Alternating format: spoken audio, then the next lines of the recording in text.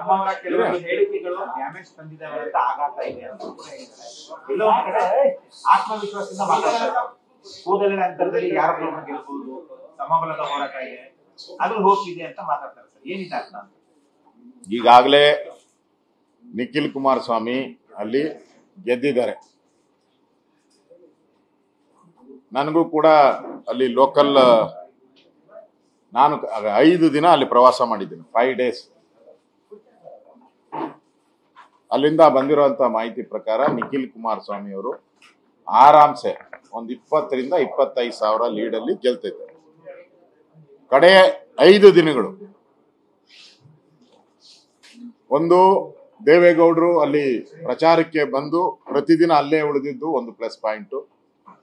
ಮತ್ತೆ ಕಾಂಗ್ರೆಸ್ಸಿನ ನಾಯಕರುಗಳಿಗೂ ಕೂಡ ನಾನು ಅಭಿನಂದನೆ ಸಲ್ಲಿಸ್ತೀನಿ. ಈ ಸಂದರ್ಭದಲ್ಲಿ ಕಾಂಗ್ರೆಸ್ಸಿನ ನಾಯಕರಿಗೆ ನನ್ನ ಅಭಿನಂದನೆಗಳು. ತಾವು ನಿಖಿಲ್ ಕುಮಾರಸ್ವಾಮಿಯನ್ನ ಗೆಲ್ಸ್ಕೊಟ್ಟಿದ್ಕೆ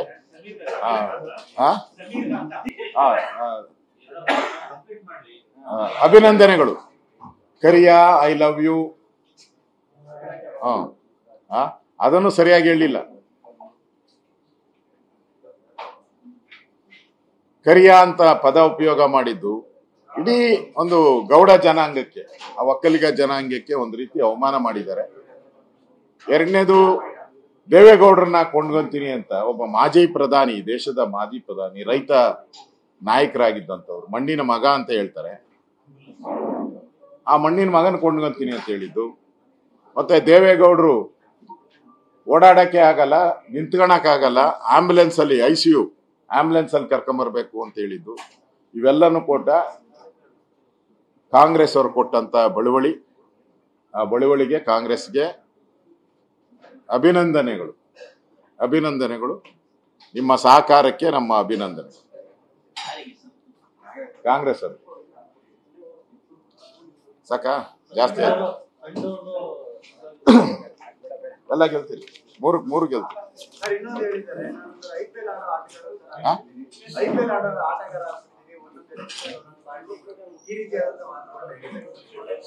ನೋಡಿ, ಕಾಂಗ್ರೆಸ್ ಅವರ ಲಂಗು ಲಗಾಮಿಲ್ಲದ ಮಾತು ಚುನಾವಣೆಯಲ್ಲಿ ಜಾತಿಗಳನ್ನ, ಧರ್ಮವನ್ನ ಹೀಯಾಳಿಸುವಂಥದ್ದು, ಮತ್ತೆ ಮುಸ್ಲಿಮರೆಲ್ಲ ಚಂದ ಎತ್ತುಬಿಟ್ಟು ದೇವೇಗೌಡರನ್ನ ಪರ್ಚೇಸ್ ಮಾಡ್ತೀರಿ ಅಂತ ಹೇಳಿದ್ದು ಇಡೀ ಸಮುದಾಯಕ್ಕೆ ನೋವನ್ನ ತಂದಿದೆ. ಅದೇ ರೀತಿ ವಕ್ಫ್ ಬೋರ್ಡ್, ಇಡೀ ರಾಜ್ಯದಲ್ಲಿ ಎಲ್ಲಾ ಕಡೆನೂ ಕೂಡ ವಕ್ಫ್ ಬೋರ್ಡ್